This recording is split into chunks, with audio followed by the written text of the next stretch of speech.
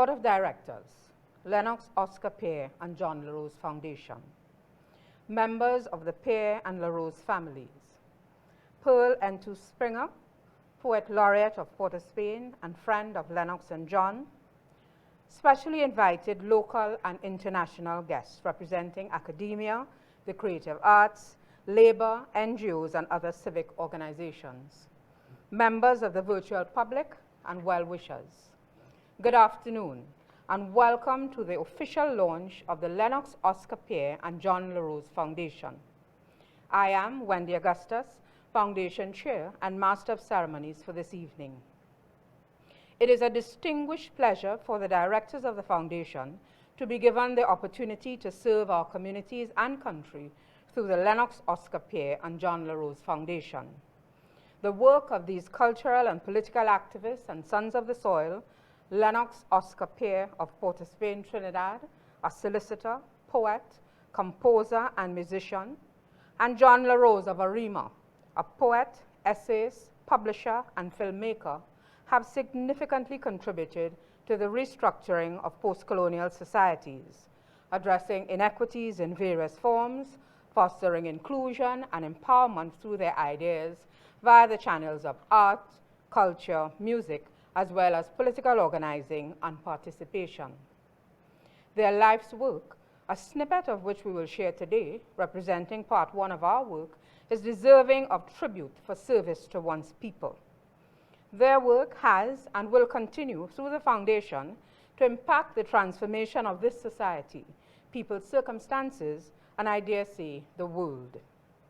The work of societal transformation, empowerment, building hope, and promoting social justice never ends. It is the work of every generation.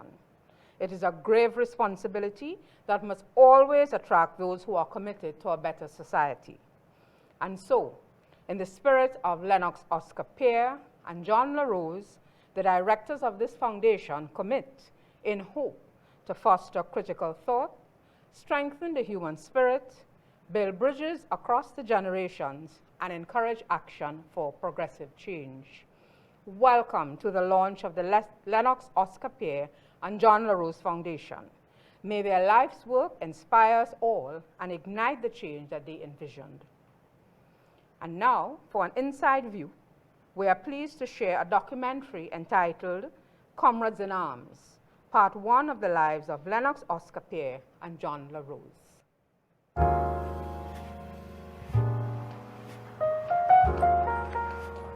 The names Lennox Oscar Pierre and John LaRose may not resonate with many in Trinidad and Tobago today. After all, Lennox was born in 1919 and passed away in July 1993. John, at 8 years Lennox's junior, was born in 1927. The fact that John had been living and working in London from 1961 means that even though he passed in February 2006, he is not now a household name here. So what about the lives of these two Trinidad and Tobago nationals that makes the naming of this foundation, the Lennox Oscar Pierre and John LaRose Foundation, so significant? In a word, everything.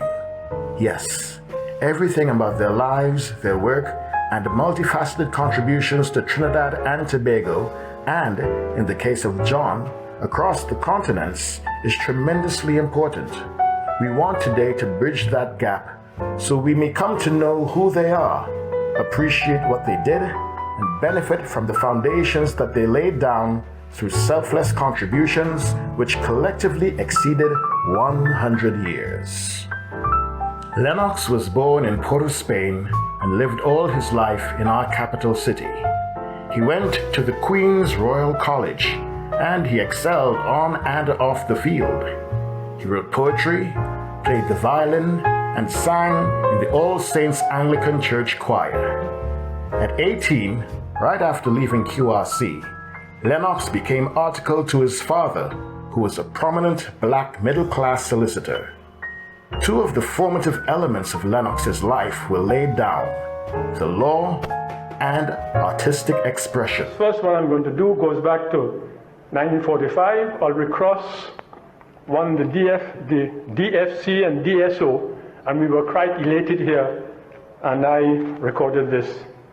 Posterity will learn from many a pen how well our Ulrich matched West Indian pluck and skill with all the pride of England's youth that flew in freedom's name.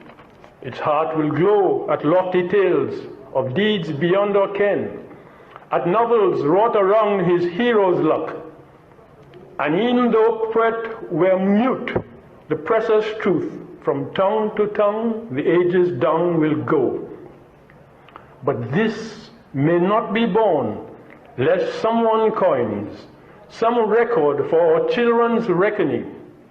How bright and timely do those exploits shine, bracing a people's faith, steeling their spine, against the day all anxious natives sing, against the tasks proud nationhood enjoins. John was born in Arima. He was Roman Catholic. At the unusually young age of 9, John won a scholarship to attend that other prestigious boys' secondary school in Port of Spain, St. Mary's College, or CIC. John then started working at Colonial Life Insurance Company, CLICO, the first locally owned insurance company founded by a black Trinidadian, Cyril Dupre, in 1936. As a very bright young man, John was part of Dupre's executive team. Nothing so far suggested that the lives of Lennox and John would become intertwined. One common thread was that they challenged the status quo and were never afraid to do so, even having regard to their relatively privileged early life. But we are getting ahead of ourselves. According to one of our comrades, Teddy Belgrave, now sadly passed on to be with Lennox and John, when Lennox became articled to his father in 1937, this was the time of the beginnings of the dustbin era of the steel band. Metallic instruments in the form of dustbin covers, old biscuit drums, motorcar hubs, etc. were being introduced to the Tambo Bamboo bands. Official society established a special vocabulary to describe the underclasses who engage in these unsavory activities. Cutthroats, vagabonds were a few of the milder expressions.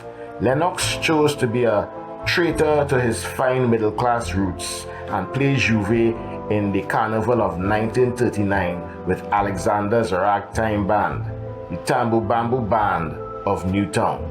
This would start Lennox's move away from his classical musical background and towards forming an intimate relationship with the artistic expressions of the ordinary people. In the words of Dr. Errol Hill, noted playwright, academic, a close colleague of Lennox in this would start Lennox's move away from his classical musical background and towards forming an intimate relationship with the artistic expressions of the ordinary people.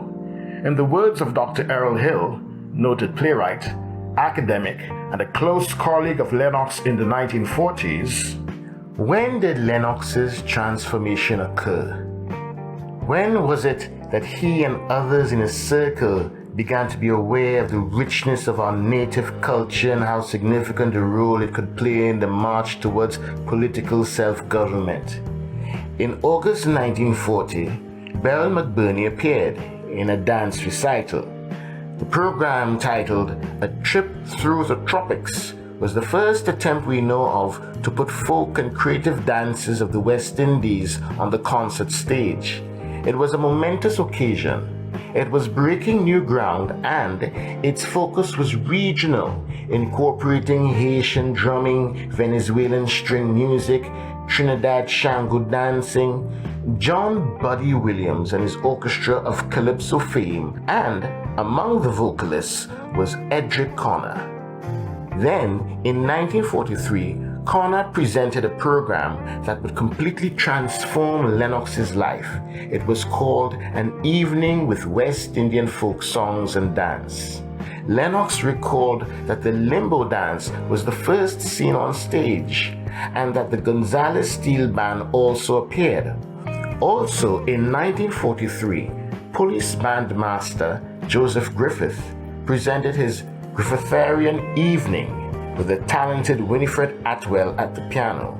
These events were formative influences in the cultural consciousness of the young Lennox Pierre. Until Edric gave the exposition of the historical development of the calypso was something there, and was something that we recognized as local culture. But you didn't see the local culture in its full perspective. To me, the Edricona demonstration was a sort of, what it was called, an evening of West Indian folk songs and dances. That was by and large the most important performance, cultural performance of the day. That entire period of the early 40s, because 43, I think Griffith gave his musical performance of his own music, right? Everything, a 2-hour something like 2 hours of his own music. 2 hours, everything on that program was composed by Griffith. Baritone solo, soprano solo, piano solo, right? Group singing. And he was also dealing with his situation with being in the force and Yeah, well, for instance, the baritone solo was called God Made Darkies from a Special Mold. Darkies do the cooking, rich man eat the pie, but the day is coming when this fallacy will die. Yeah. And what of John LaRose? How did he come to a new cultural consciousness? A young John became active in the literary group, which was organized by notables such as Neville and Undine Giuseppe and Arnold Tomasos. It was in this environment that John was introduced to Marxism. It was also the period when he connected with Calypso. This led him to collaborate with Raymond Quevedo, Attila the Hun, to write the book Kaiso, a review, subsequently published as Attila's Kaiso. John was now connected to the popular culture and to revolutionary ideas. He recalls this quite vividly. I was introduced around that time by a friend who was one of the leading Trinidad writers. He was a poet called Giuseppe, Neville Giuseppe, and he said, "Have you read anything by Marx?" And I said, no, Marx and communism and so on, I've never heard of, I just know people denigrate these things. And he lent me a book, which was simply called Lenin. It was about the Russian Revolution. Books were his world. Now when it came to politics, you wouldn't believe Neville was a rank Marxist and all this sort of thing. No, I am not into that. You couldn't believe that a quiet man like Neville, but he knew his politics and so on. So much so that when John started coming around, and then John, shall I say, got into trouble, Neville regretted having, led him astray. John said, "Not at all, you have opened the world for me." The second book he introduced me to was C.L.R. James' The History of Negro Revolt. Those two things had a tremendous impact on my life. How then did Lennox and John meet? No better way to find out than through John speaking. I had known Lennox Pierre before we became comrades in the revolutionary movement for fundamental change in Trinidad and Tobago and the Caribbean. Before our meeting, Lennox Pierre was for me a solicitor and who, with Jack Kelshaw, Pearl Nunez Connor, and their friends, had founded the Trinidad Youth Council, and then in the 1940s had become involved in the early steel band movement together with an unsung hero of that early movement, Carlisle Kerr. It was the arrest of Carlisle Kerr and later my own arrest at the corner of Piccadilly Street and Paul Street when I was returning home from a private informal meeting of the Workers' Freedom Movement that brought Lennox Pierre and myself and the Workers' Freedom Movement together in action. 10 St. Paul Street was our headquarters and the home of Jim Barrett, a leading member of our movement.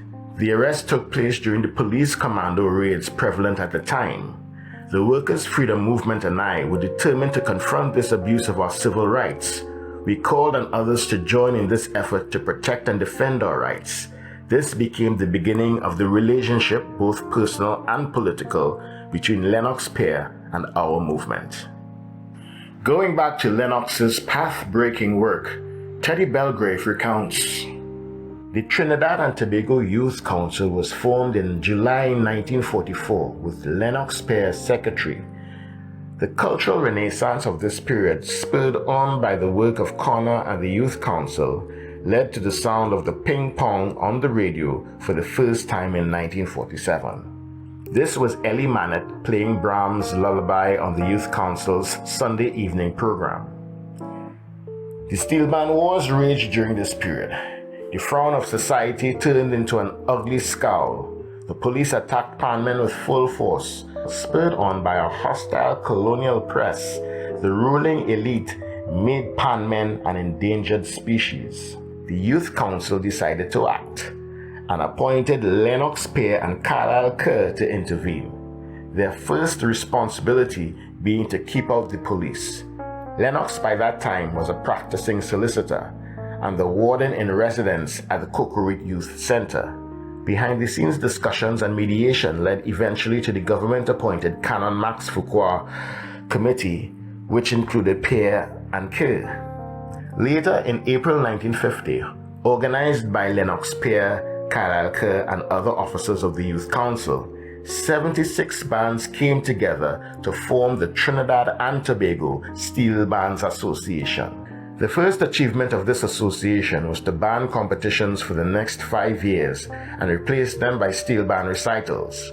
For the recital, Pierre and Kerr went around to establish panyards throughout the country, listening to and selecting bands. Lennox and his violin had become a familiar sight in the Invader's panyard as he sought to teach music to Ellie and others, using his novel method of numbering the notes. Out of this experience came Ellie Mannett's creation of the chromatized ping pong. Lennox Pierre's labor of love bore its sweetest fruit when Trinidad Oil Steel Percussion Orchestra TASPO was formed to participate in the Festival of Britain in July 1951. This was the turning point in the musical development of the steel band. The country's top steel bands were invited to send 2 representatives for the formation of this national orchestra under the musical directorship of Lieutenant Joseph Griffith. The TASPO rehearsals took place at the Cocorite Youth Center. Pierre's work among steel bands and steel bandsmen did not end here. Many will remember his Song of the Pan Man, one of the first locally composed test pieces for the Steel Bands Music Festival in the early 1960s. Dr. Errol Hill adds, Lennox was equally supportive of the Calypso and Calypsonians, whom he befriended and defended whenever that was necessary. So the friendship between Lennox and John was born out of a common opposition to injustice and the defense of the ordinary men and women in the struggle against the status quo. John provides more details. Lennox encouraged the workers' freedom movement to join the Youth Council. I became editor and producer of its radio program, and together with Lennox Pierre, we began to move the Youth Council in the direction of support for independence and socialism. We were soon engulfed by the international rivalries of the Cold War. A leading member denounced the new leadership of the council as communist and subversive, while he participated in the creation of a new national youth movement financed by the US-sponsored World Assembly of Youth and orchestrated locally by the colonial authorities. The Workers' Freedom Movement had emerged in the late 1940s from an alliance between a section of the Marxist study groups and remnants of the Marxist-oriented Negro Welfare Cultural and Social Association, the NWCSA. This workers' grouping had led the 1937 June 19th general strike and insurrection in North Trinidad. In the person of Lennox Pierre and what remained of the Youth Council, links were being forged with the most revolutionary section of the post-war radical youth movement, which had sought to influence the content of the national culture and steer Caribbean politics in the direction of independence with federation. These were the combined forces that in 1952, together with the radical trade unionists in the Trade Union Council, led by Quinton O'Connor of the Federated Workers' Trade Union, and John Rojas of the Oilfield Workers Trade Union to form a single political movement, the West Indian Independence Party. I, who had been General Secretary of the WFM, became General Secretary of the WIIP, Lennox Pierre's chairman, and John Rojas' vice chairman. Quinton O'Connor became its treasurer, and Ollie Mohammed of the Old Trinidad Sugar Estates and Factory Workers Trade Union became an executive member.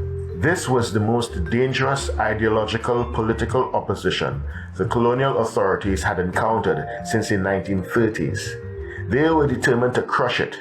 Moreover, we were linked in our Caribbean organizational, ideological, and political perspective with the People's Progressive Party, PPP, led by Cheddi Jagan and Janet Jagan. Organized with the participation of the Steel Band movement, this development terrified the British colonial authorities for the same reasons as in Guyana. Plans to derail this movement were made and implemented. Our own view is that without the crushing of this revolutionary movement, the transition to independence under the People's National Movement would not have been possible. The bedrock foundation had to be laid in those 2 decades, 1932 to 1952, for a movement to put power in the hands of those who, by their labor, produced the wealth that others put in their pockets. This basic movement could only be retarded. It could not be destroyed. After retreating and submerging itself on the political front, it re-emerged on the trade union front with victory through George Weeks and the rebels. In 1956, the WIIP had fired its last shot. John was the party's lone candidate in the elections of that year. He lost. The PNM began its long control of government. Sometime after the elections, John had to go to Venezuela with his wife Irma, who had family there, as he could find no employment at home. Then in 1961, John went to London. The plan was for him to study law and return home to continue the struggle there. The trajectories of the two comrades would now be different, yet as we shall see, their relationship remained close. Significantly, both were anchored to the Oilfield Workers Trade Union and to George Weeks and the rebel movement.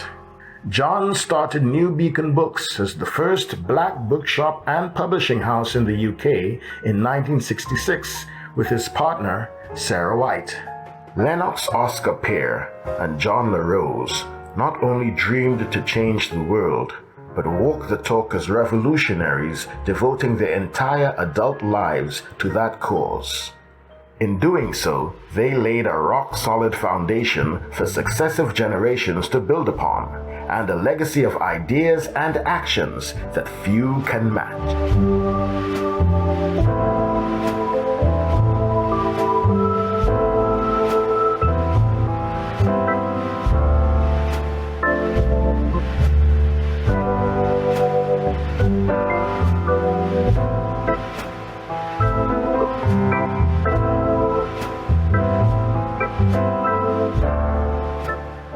I now invite Mr. David Abdullah, Director, to speak to the Foundation's purpose.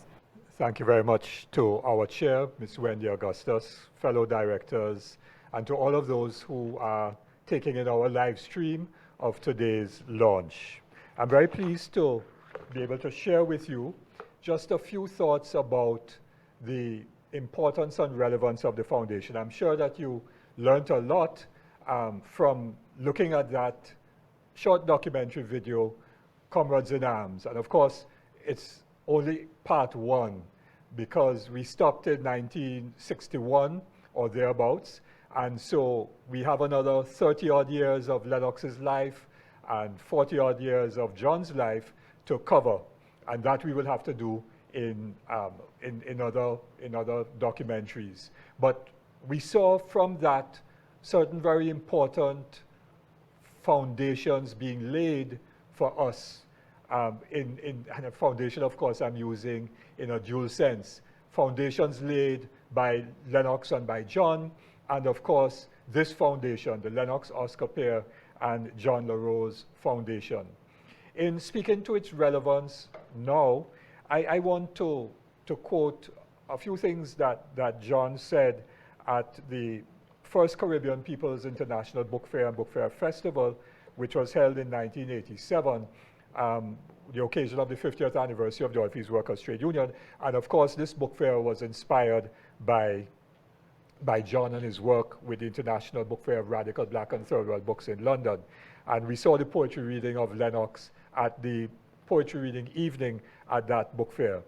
But John said this, and I'm quoting, "This book fair with its book fair festival veers us towards a momentous direction. In this historic cultural event, we explore the marriage of revolutionary conceptual ideas and humane feeling to the fountains of renewal within the folk and popular tradition. Culture cannot simply be ornament." And then at one of the book fairs in London, John said this. He said, "The transition to socialism and building socialist societies can be no different. There have been advances and difficulties, zigzags, victories and defeats, but the human spirit will triumph against all obstacles. And poets, novelists, sculptors and painters and other artists will chronicle the inwardness of their perceptions, which cover the surface outwardness of our concealment. The Caribbean has been the cockpit of the modern world, and we strive to consolidate its unique identity and historical movement. And we, with our books, our ideas, and our actions, are committed to change." And in a short paper which he wrote on C.L.R. James, the revolutionary as artist, John went on to say this, said this, "I founded our publishing house, New Beacon Books, in 1966, the first in Britain of its kind. I chose that name for the inspiration which the earlier Beacon had provided." The Beacon, of course, being a group of C.L.R. James, Alfred Mendez, and others that published in Trinidad in the 1930s, had provided, and to build a continuity with the past. And then he said this about C.L.R. He, C.L.R., was a revolutionary as novelist, as playwright, as historian, as political and cultural theorist, all built into his persona as the revolutionary as artist. Those quotes, I think, suggest in a very real way the importance of this foundation, to situate our work and anchor it on the foundations of the past, so that current generations could understand where we have come from and therefore be better able to know where we are going. And secondly, to be able to work across those divisions, across continents, as John would have said, but in our case, across all those divisions that keep us apart as a society here in Trinidad and Tobago, so that we could have those humane feelings to the fountains of renewal. And of course, ideas, because Lennox and John were about ideas. And so this foundation is about ideas, it's about artistic expression, but most importantly, it is about action, because we are committed to change. And that is the relevance of the foundation, and that is why those names, Lennox Oscar Pierre and John LaRose, are so aptly chosen for the naming of our foundation today. Thank you very much. It is my pleasure to welcome the Pierre and LaRose family members to participate in this inaugural event in the names of their respective families: Anthony and Daphne Pierre, Michael LaRose, and Sarah White. Good day, and warm greetings to you all, wherever you are in this virtual universe. I am truly pleased to have the opportunity to endorse this initiative. John LaRose and my father, Lennox Pierre, were very special men who each made enormous contributions to the societies in which they lived. It's ironic that as a child growing up in a household with Lennox the father, I had no real sense of the enormity of his work in the society at large. He was not a particularly demanding or overbearing father, luckily. He led more by example. So I remember being around the Invaders' pan yard as he taught the pan men classical music, leading with his violin, of course. But he never demanded that I stand behind a band. I remember him being really busy on weekends with union meetings, etc. But I had no real sense as a youngster as to the social impact of the work he was doing. What I picked up about politics, I picked up through osmosis. It was the same with the elements of TNT and Caribbean culture. I remember meeting icons in person like Edric Connor, Beryl McBurney, and knowing, for example, that Errol Hill was my sister's godfather. I was growing up in this callaloo of Caribbean politics and Caribbean festival arts, really unconscious. And it all only clicked when I moved to North America for a post-secondary education. It was the late 60s in North America, and in the decades of social turmoil that ensued, the picture of my father's life's work crystallized in my mind. I finally understood the social democratic tenets that my father held dear and why those tenets were so important in human society. I actually found inspiration for this tribute in a Carlisle Harris painting, the one behind me, called The Source. Lennox and John are like sources of fresh air or spring water that we can turn to when we get a little tired pushing, trying to bend that moral arc of the universe towards justice. They never tired somehow. I trust that this foundation, through its varied activities, will help to catalyze enough altruistic souls in the younger generations so that we keep on pushing towards social justice and equity. John and Lennox would be proud. Greetings from London. I am Michael LaRose, the eldest of John LaRose's 3 sons. The other sons are Keith and Wally. I also speak as one of the directors of New Beacon Books and a former chair of the George Padmore Institute. I'm still a trustee of the GPI. I'd like to publicly thank David Abdullah, the MSJ, the directors of the foundation, and the many unnamed who have worked to make the Lennox Pierre and John LaRose Foundation a reality. John LaRose's political and cultural philosophy, along with ideology, was shaped and developed by struggles in Trinidad and Tobago and the wider Caribbean region. It began first in Neville Giuseppe's study group in Arima. Then he discovered the Beacon writers and immersed himself in the activism of the Trinidad Youth Council in Cocorite. Here he met many political and cultural activists, including the warden Lennox Pierre and John's first wife and my mother, the then Irma Hilaire. He took the popular culture of Trinidad and Tobago seriously, writing the book Attila's Kaiso with Raymond Cavedo, and was involved with pan and folk culture. John engaged with workers and anti-colonial struggles with the Federated Workers' Union, the West Indian Independence Party, and the rebel leadership of the Oldfield Workers' Trade Union. John carried all these seminal experiences and ideas to London in 1961. He then put them into practical action. My father had an analytical name for his wave of Caribbean migrants to Britain. He named these Caribbean people the heroic generation, which is more accurate than the one derived from the Windrush. He also had a saying to recognize the new ideas and contributions brought with the Caribbean migrants. He used to say, "We did not come alive in Britain." John dreamed to change the world. His cultural and political activism led to the formation of New Beacon Books with his partner Sarah White in 1966.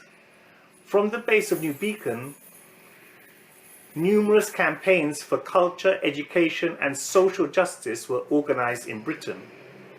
John founded the Caribbean Artist Movement, CAM, with Andrew Solke and Kamal Brathwaite. The International Book Fair Radical Black and Third World Books with Bogle Louverture Publications, Race Today Publications and Bradford Black, and then formed the George Padwell Institute Archive. My father strongly believed in forming institutions. He would be pleased that this type of foundation was formed in Trinidad and the Caribbean region. He would given a special smile that a foundation of this type carried his name alongside his lifelong friend and comrade Lennox Pierre. Together, they dreamed to change the world. Thank you. Good afternoon to you all, live and virtual audiences. Today, November 29, 2020, the Lennox Oscar Pierre and John LaRose Foundation is being launched virtually. Caught a bit off guard by the announcement of the event some days ago, I quickly conceded that David Abdullah had merely exercised a prerogative bestowed, given his long-standing filial paternal relationship with my father, Lennox Oscar Pierre. The establishment of the foundation, perhaps any foundation, is a bold and brave mood, audacious indeed. But the table of 12, the board that is, reflects persons with diverse interests and capabilities to forge the foundation's evolving direction, programs, and initiatives. From my son, Jiro, and myself, best wishes and chins up. In closing, I will quote a few words from Lennox, which Lennox enigmatically recited with his then two young grands, Jiro and Kaffy, and which he lip-synced with Kaffy as he took his last breaths of Triniscape. Quote, "We must come to the brave day when we dream of red and yellow flowers blooming on the tall mountains of their nobility." Thank you all. Have a good evening. It is a great pleasure to be present today at the launch of the Lennox Oscar Pierre and John LaRose Foundation. First, I would like to thank David Abdullah for all the work he has done to make the foundation a reality. I would also like to thank all the other directors for committing themselves to the work of the foundation. Names were important for John. He would have been pleased to have his name linked to the foundation, together with that of his good friend and comrade Lennox. He used the name of George Padmore, the significant Trinidadian he much admired, to name the archive and institute he founded in 1991, and the supplementary school he set up in the late 1960s. The sister supplementary school for younger children was named after a local parent, not a public figure, but a person of tremendous strength in the West Indian community. New Beacon Books, the publishing maisonette as he called it, which we founded in 1966, was named for the Beacon, the Trinidadian literary magazine that had a vital cultural impact in the early 1930s. Similarly, New Beacon flourished in the 1960s and beyond. John was also famous for the length of names he sometimes used. They had to be precise and accurate, even if quite a mouthful. It was the International Book Fair of Radical Black and Third World Books, and that is what it was.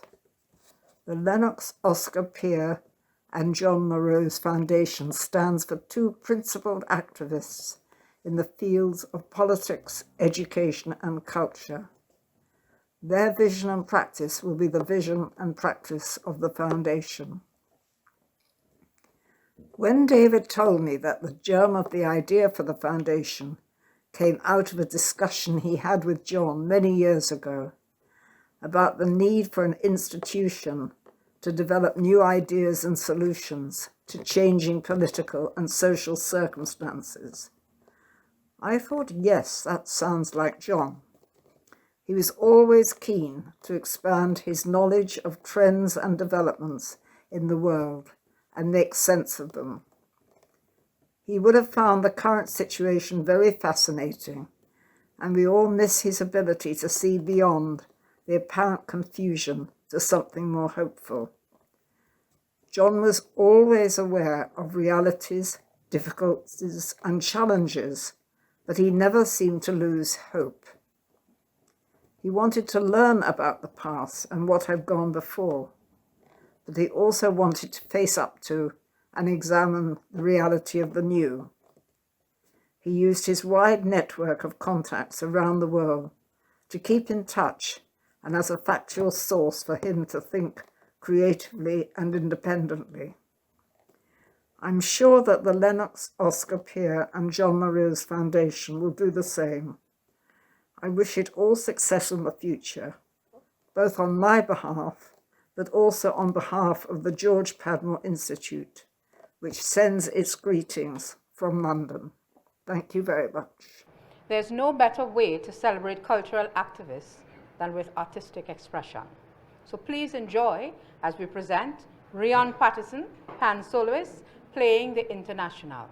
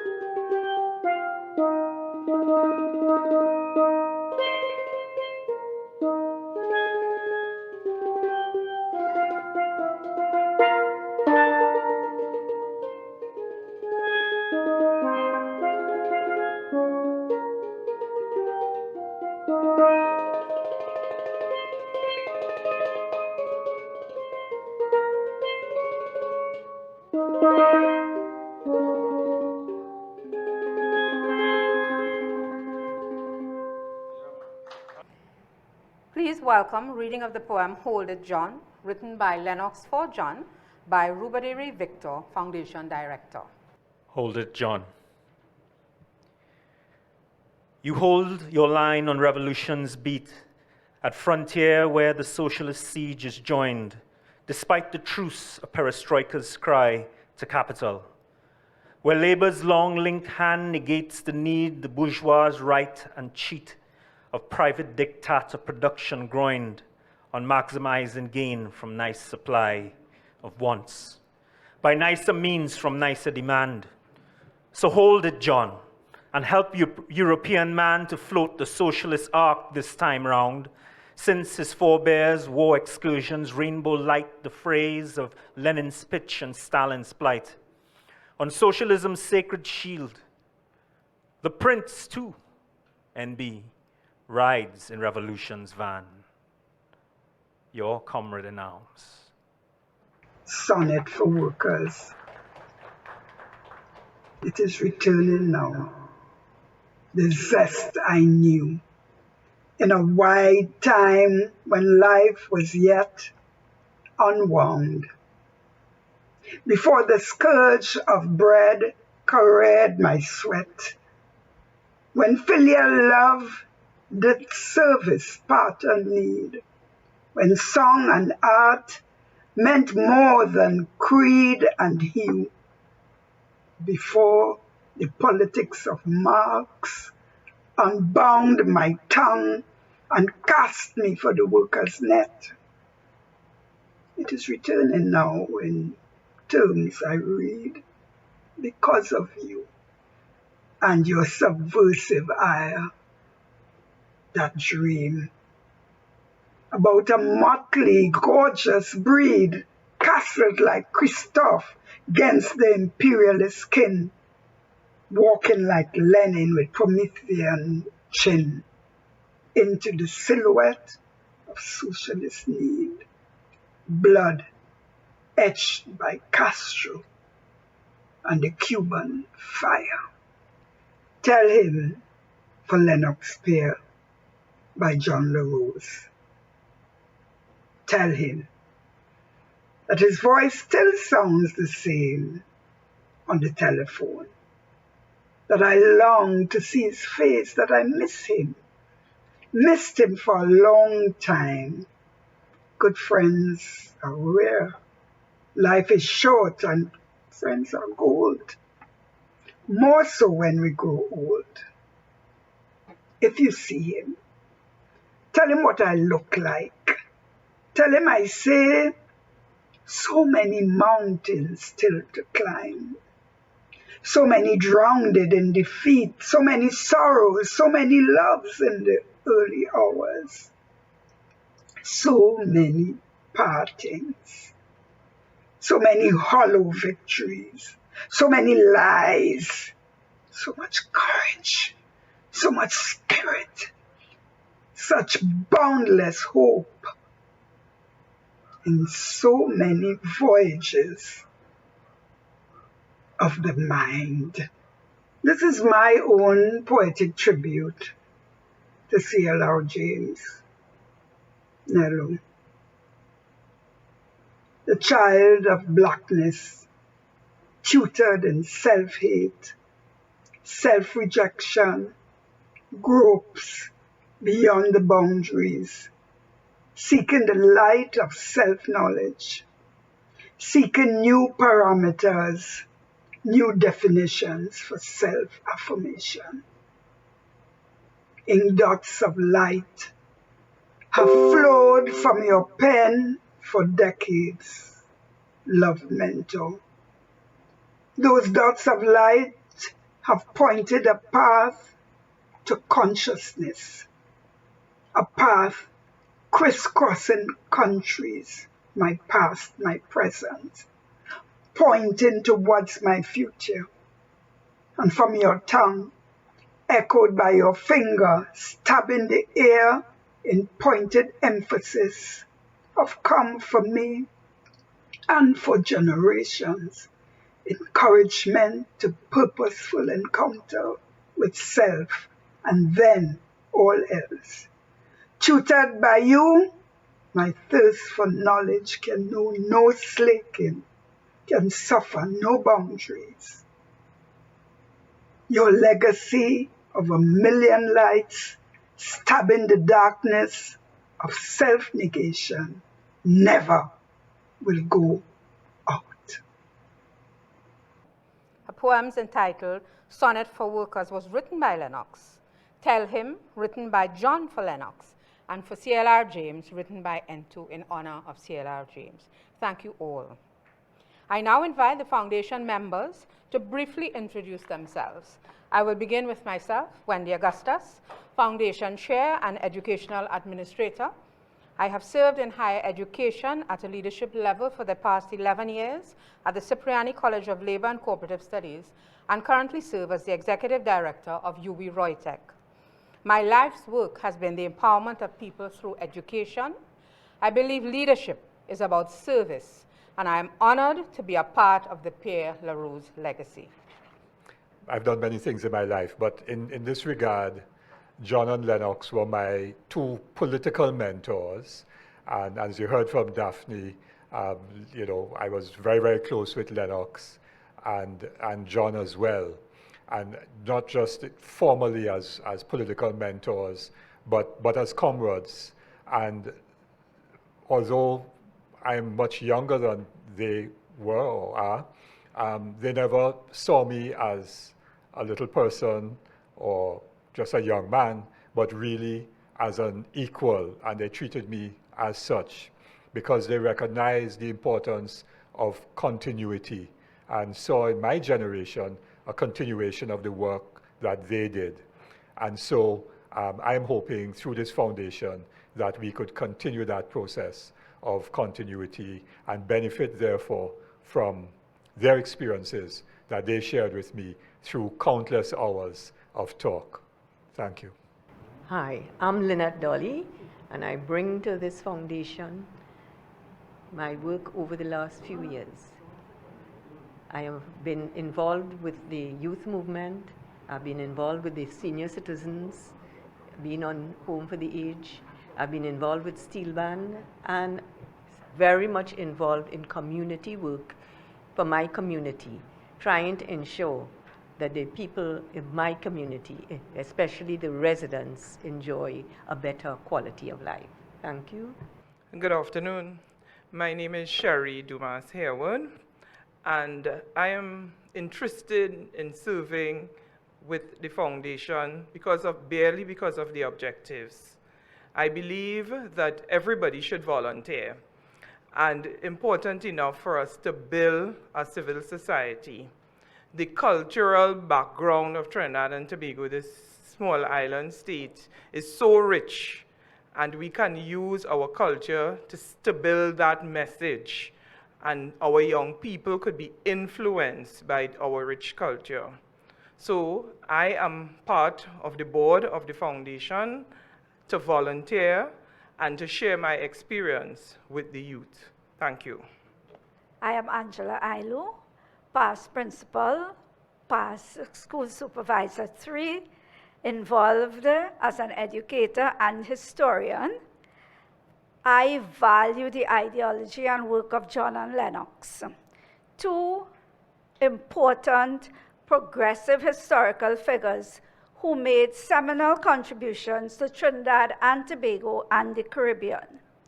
Being part of this foundation excites me, as it will allow me to work with the others to ensure that young persons develop those extremely important values and ideas as espoused by both men, and inculcate an appreciation of our history as part of their own development and, by extension, that of Trinidad and Tobago. Thank you.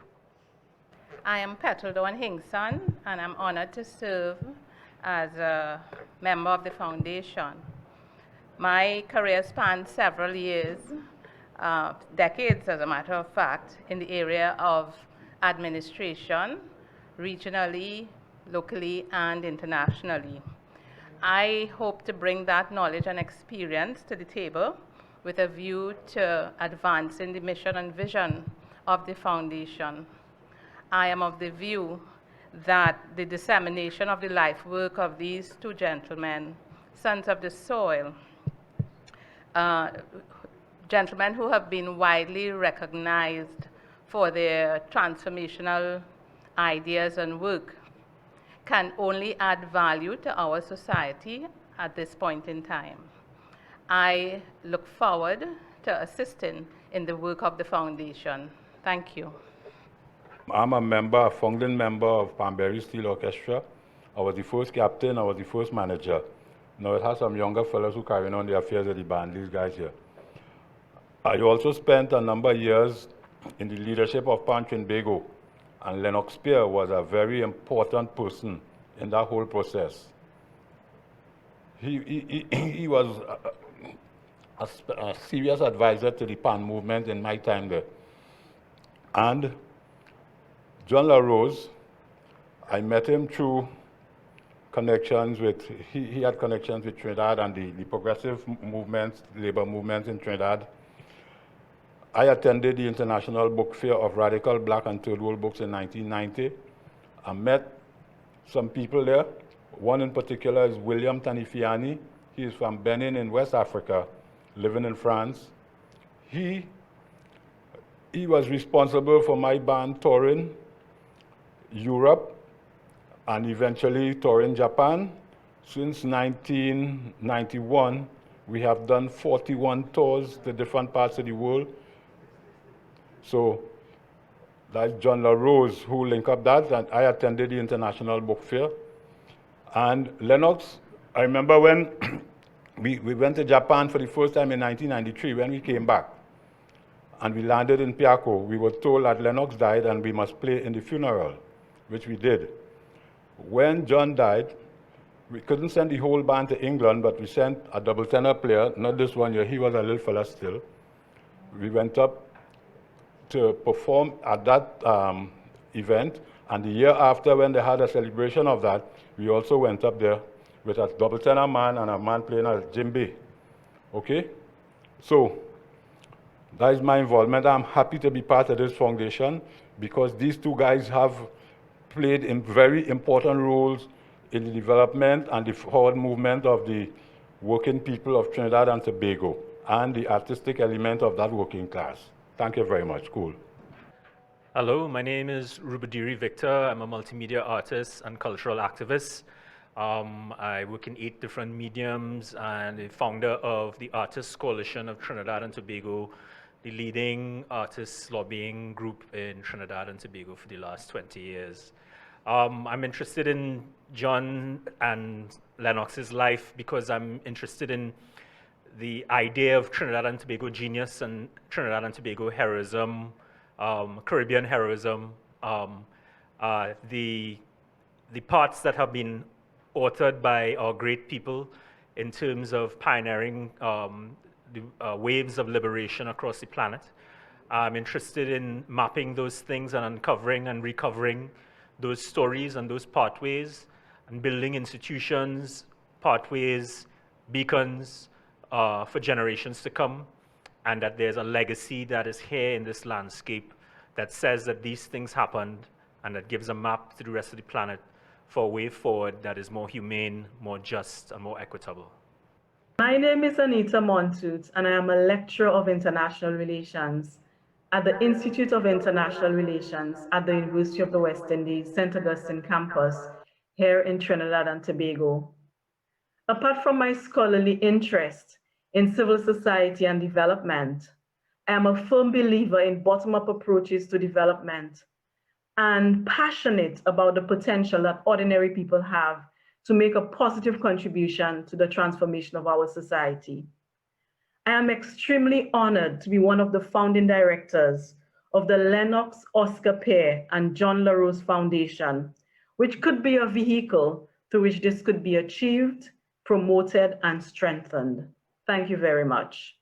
I am a senior lecturer at UW St. Augustine, and I am a firm believer in a society with equity, with equality, where justice prevails. I am working to build a society with harmony, with solidarity, and I am trying with others to pull down those barriers of racism, religious discrimination, and hate that divide us. It is my honor and privilege to be a director of a foundation whose purposes and objects I fully support, and which is named after a person who I had the great luck to be associated with when I was a young barrister. He introduced me to a progressive way of practicing law, which focused on the rights of individuals and the need to protect members of society against the more powerful. I think the launch of this foundation at this point in time is particularly apt in the history of Trinidad and Tobago, as its purposes and objects reflect what we need as a nation at this point in time. All right, thanks again for all those who have joined us from all over the world here on this historic occasion. Well, the first part has been accomplished. We have launched and we are here. And that is a significant thing. Planting the flag that says that these two men and their legacies existed is critically important, especially in a land that has a history of disappearing its heroes, disappearing its stories, and disappearing pathways of light. So we have started, and that's the first step. Now begins the hard part, sustaining this journey and altering a way that makes these two legacies relevant in the 21st century and beyond. And that's the challenge, and that's what we are beginning. The first part of that, you have started to see the fruits of it. So that was the beginning of the biography, that documentary that began, that twinned the two lives of these two incredible men, Lennox and John.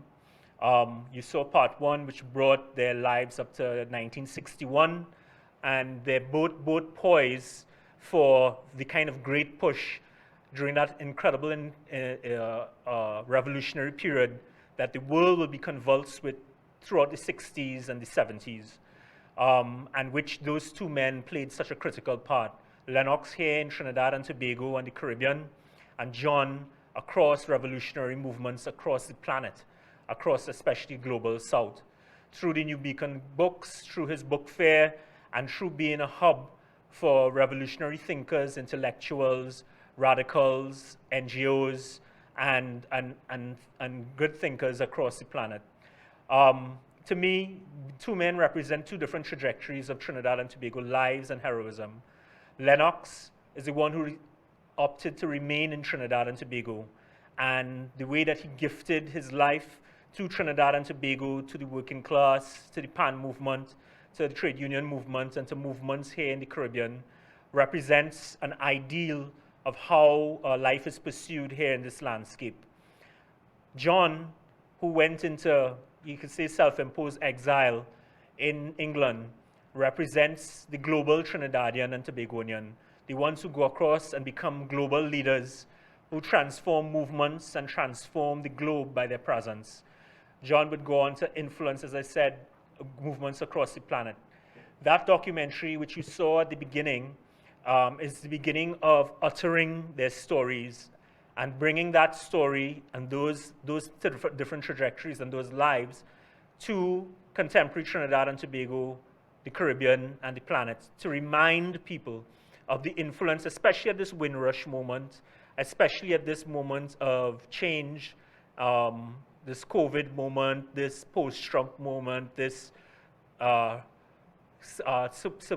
seemingly revolutionary trial movement in the world, where the relevance of big ideas is being questioned, and where the foundations of empire are being shaken, and the ideas are being contested all over again.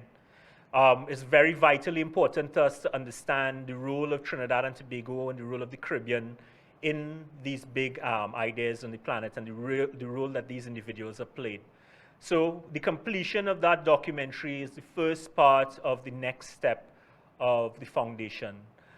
The other part of the next step is that we have to enter into the source of these men's lives and extract from it the essence and the value and the propulsion, the rocket fuel. What is it that they explored, discovered, and uncovered for us that enabled them to do what they did, and that can now enable us to move forward for the next big leap? And we're entering into the idea of books, the idea of music, and the idea of revolution. Those three things which these two men pioneered and entered into. John with his publishing company and the idea of words and the power of words and the power of words to transform, creating revolutionary movements, independence movements all across the African continent, independence movements across the westernized world, and revolutionary movements and trade union movements. Lennox's idea of the transformational power of music and the working class and the music that emerges from the working class.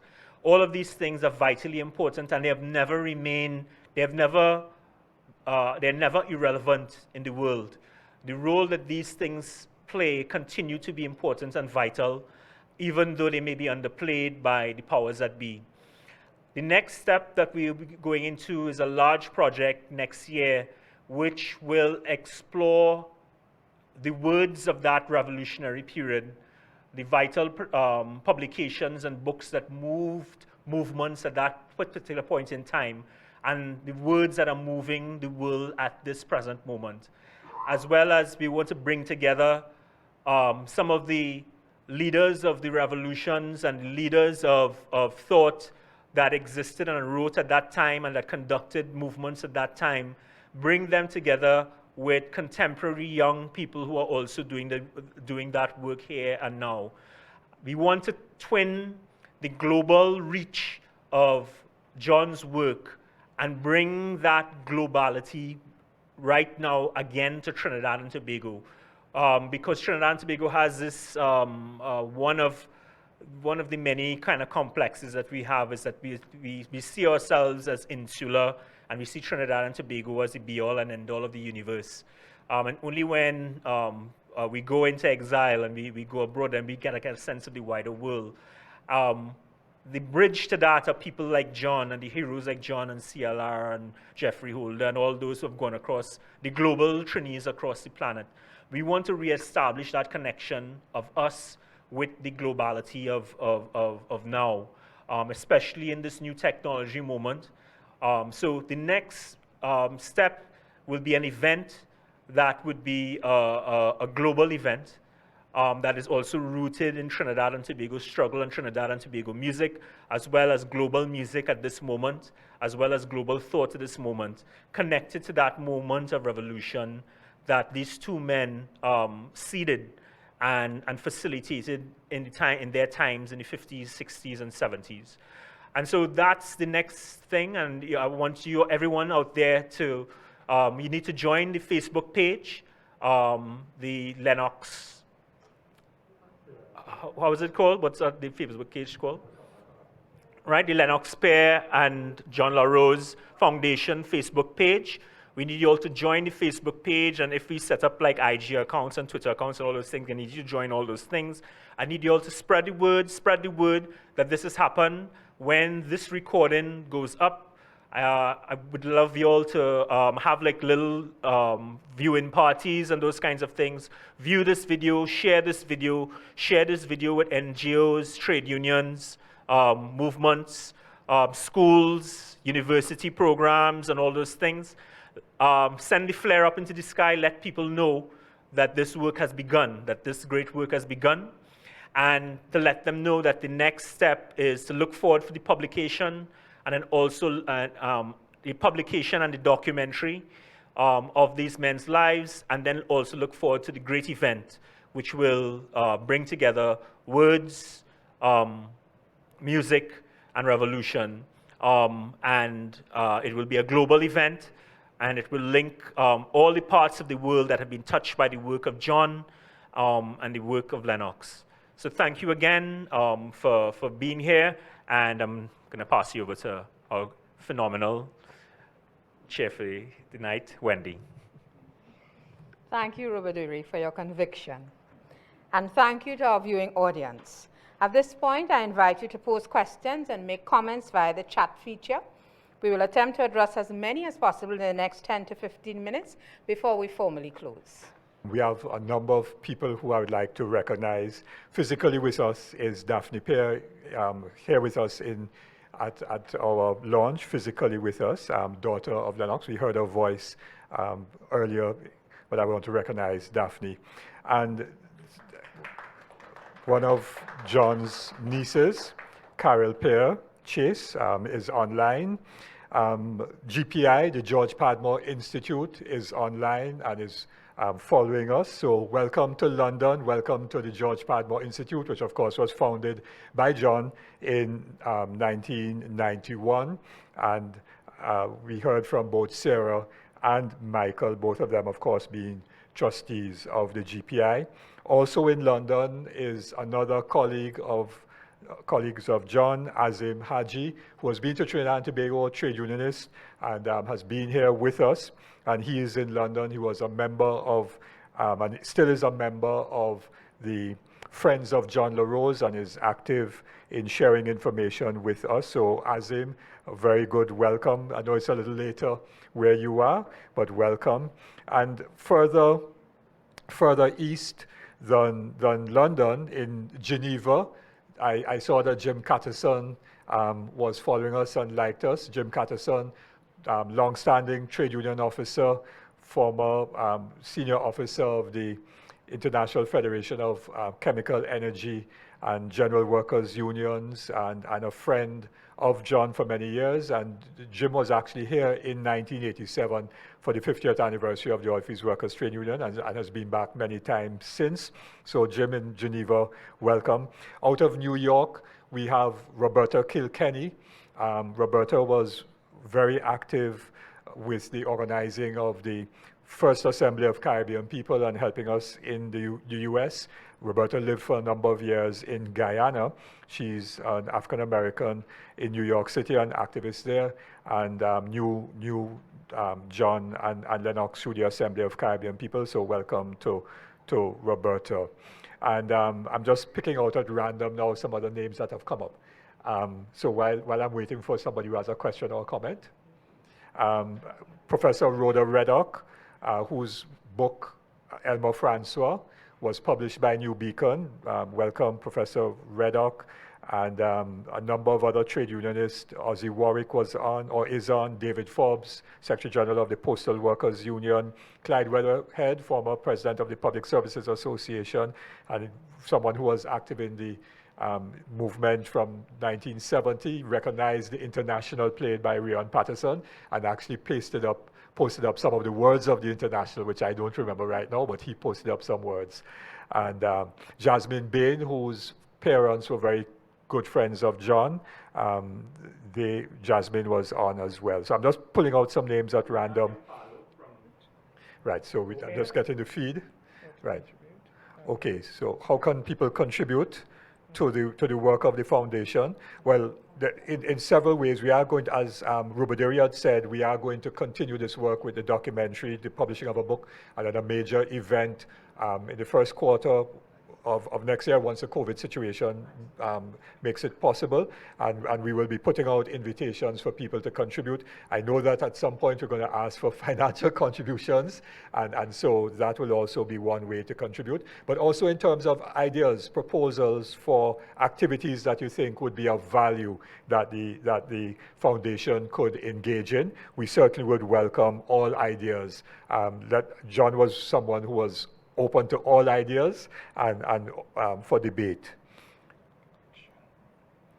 Oh, sorry, Carol, I said niece of John, my apologies, niece of Lennox Pierre. Yes, my mistake to that one. Right, any other questions or comments that have been picked up? We have people viewing the live Facebook feed. I was doing that earlier, which is why I could recognize a number of the persons who popped up on the feed. Joanne Haynes, a noted person of our cultural fraternity here in Trinidad and Tobago, has been following and was enjoying. I noticed some other colleagues of mine, Gregory Fernandez was on as well, and quite a few others. I wouldn't mention everybody's name, but those were some persons who I picked up. Any others that or questions or comments that may have come in. The Joint Trade Union Movement of Trinidad and Tobago has indicated their support. That, of course, is very important given the fact of Lennox's. And if you got part two, the script was written, and we had all of the scanned photographs to put into part two, but it would have been too long for today's program. And in part two, you would see Lennox's central contribution to the trade union movement in Trinidad and Tobago, defending the political detainees in 1970, George Weeks and the other detainees who are trade unionists, and the soldiers who were involved in the army revolt, as well as the other political detainees, and then the struggles around inside the OWTU, in defense of the rebel movement, and all the other work that Lennox did for the trade union movement, not only for the OWTU, but also importantly for the Transport and Industrial Workers Union, and later on, after Lyle Townsend took over the leadership of CWA in 1976, for the Communication Workers Union. So I'm glad that JTUM, Joint Trade Union Movement, has expressed their support because the work of Lennox, in particular in Trinidad and Tobago, from the 60s to the time he passed away in 93, was very important and vital in defending the labor movement and the progressive trade unions in particular. And of course, John, with his international perspective, bringing ideas to bear on our work, like new technology and the impact of new technology, shorter working week, shorter working day, shorter working life, more time for rest, recreation, and cultural creativity. That was John's slogan. So J2M, thank you very much for that support and solidarity. We captured that moment in the documentary video of Lennox's contribution in the 40s. So, Chair, I think that could bring us to the end of that interactive period. We are sorry that the interaction could not have been perhaps a little bit more dynamic, but we hope that we have responded to you, and we want to thank you for logging into this live stream of our launch of our foundation, and for sharing it and commenting positively on the start of our work. Thank you very much. On behalf of the directors of the Lennox Oscar Pierre and John LaRose Foundation, I sincerely thank you for your attendance and expressions of support. The work of the foundation has only just begun. As we continue our positioning, we invite contributions across the globe in our efforts to continue the good work of Lennox and John. Good afternoon, stay safe, and God bless.